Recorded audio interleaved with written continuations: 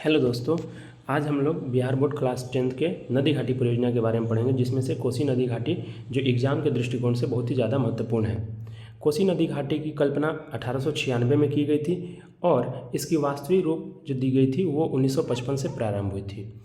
जो ये परियोजना है कोसी नदी घाटी परियोजना, इस परियोजना को सामूहिक रूप से नेपाल, भारत सरकार और बिहार राज्य के सरकार के द्वारा किया गया था। कोसी नदी घाटी परियोजना को बनाने का जो मुख्य उद्देश्य था, उसमें सबसे पहला उद्देश्य जो था वो नदी के बदलते मार्ग को रोकना, यानी कि जो कोसी नदी का बदलते हुए मार्ग थी, यानी कि मार्ग परिवर्तन करने की जो क्षमता थी, उसी को रोकना सबसे पहला कार्य था। दूसरा जो इसका मुख्य उद्देश्य था वह है उपजाऊ भूमि को बर्बाद करने पर नियंत्रण करना, यानी कि जब कोसी नदी अपना मार्ग परिवर्तन कर रही थी तो बहुत सारी उपजाऊ भूमि पर भी बर्बाद कर दे रही थी। तीसरा इसका मुख्य उद्देश्य था भयानक बाढ़ से क्षति पर रोक। बाढ़ लाने से जो हमारे लिए कोसी नदी एक शोक का काम बनती थी, यानी बिहार का जो शोक हम कोसी नदी कहते हैं, उससे भी बाढ़ से जो हुई क्षति है उससे रोकने का काम भी करना था। चौथा था जल से सिंचाई का विकास करना।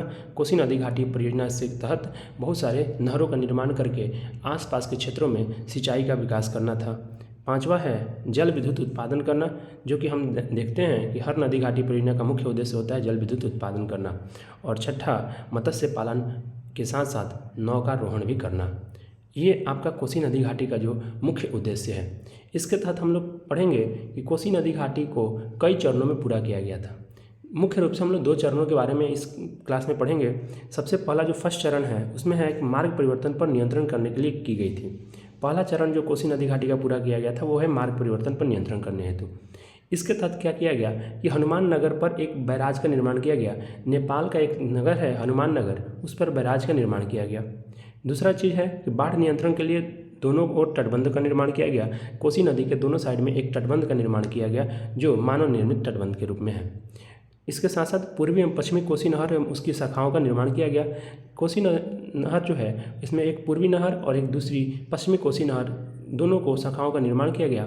जो पूर्वी नहर है इसके प्रमुख 4 सहायक नहर हैं जो पूर्णिया, सहरसा, मधेपुरा और अररिया को होकर जाती है और इन सारे जिलों में आपको सिंचाई व्यवस्था का सुचारू रूप से होता है। दूसरा, इसी पूर्वी नहर को आपको विस्तृत किया गया था, जिसका एक शाखा ताजपुर नहर निकाली गई थी। एक शाखा जो कहाँ निकाली गई थी, ताजपुर नहर निकाली गई थी। दूसरी ओर अगर बात करेंगे पश्चिमी नहर, तो पश्चिमी नहर का 35 किलोमीटर भाग जो है नेपाल में है तथा शेष जो है वो मधुबनी और दरभंगा में है।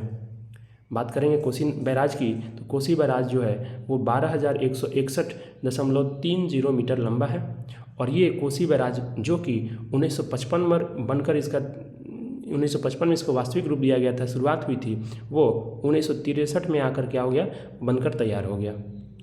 इस कोसी नदी घाटी की सेकंड परियोजना में है आपको सबसे पहले की विद्युत संबंधी कार्य संपन्न हुआ। पहला हमने क्या किया था, हमने मार्ग परिवर्तन पर नियंत्रण करने का कार्य। दूसरा हमने क्या किया कि विद्युत संबंधी कार्य संपन्न किया और इस कोसी नहर के कारण कोसी नदी घाटी परियोजना के तहत पूर्वी कोसी नहर पर एक शक्ति गृह बनाया गया था, जिससे कि 20,000 किलोवाट वाला विद्युत शक्ति गृह का निर्माण किया गया था, यानी कि उस विद्युत शक्ति गृह से 20,000 किलोवाट विद्युत उत्पादन होता था। Thank you for watching.